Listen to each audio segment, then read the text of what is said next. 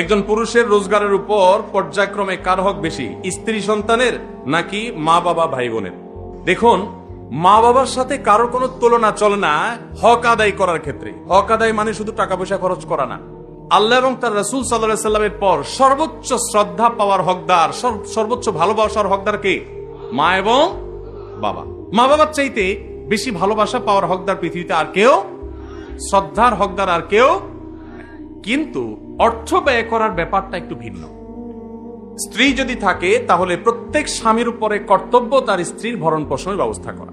মা বাবার যদি টাকা পয়সার অভাব না থাকে, নিজেদের যা চেষ্টা দিয়ে তারা যদি চলতে পারেন, তাহলে শরীয়ত সন্তানের উপরে সন্তানের বাবা মার ভরণ পোষণ দেওয়াটাকে ফরজ করেনি। কথা কি বুঝতে পারছেন? কিন্তু মা বাবার প্রতি শ্রদ্ধা দেখানো, তাদের জন্য অর্থকড়ি নফল হিসাবেও খরচ করা, এটা আমৃত্যু, এমনকি মৃত্যুর পরেও করতে হবে, আজীবন করতে হবে, মৃত্যুর পরেও করতে হবে। স্ত্রীর সাথে তো যতদিন বৈবাহিক সম্পর্ক থাকে ততদিন, বৈবাহিক সম্পর্ক না থাকলে তখন আর তার ভরণ পোষণ আবশ্যক হবে না। অতএব এটা দেখে কেউ আবার এটা মনে করেন না যে ইসলাম কি মা বাবার উপর স্ত্রীকে অগ্রাধিকার দিয়েছে কিনা, মোটেই না।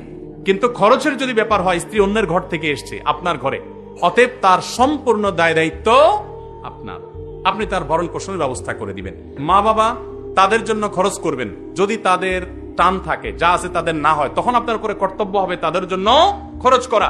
আপনি 10,000 টাকা ইনকাম করেছেন, মা বাবার কোনো ইনকাম সোর্স নাই, আপনি না দিলে তারা আর খেতে পাবে না, অন্য কোনো সন্তান নাই বা তারা দেয় না, তখন আপনি স্ত্রীর জন্য যদি 5,000 খরচ করেন, মা বাবার জন্য আপনাকে 5,000 খরচ করতে, 5,000ই খরচ করতে এমন কোনো কথা নাই, তাদের ভরণ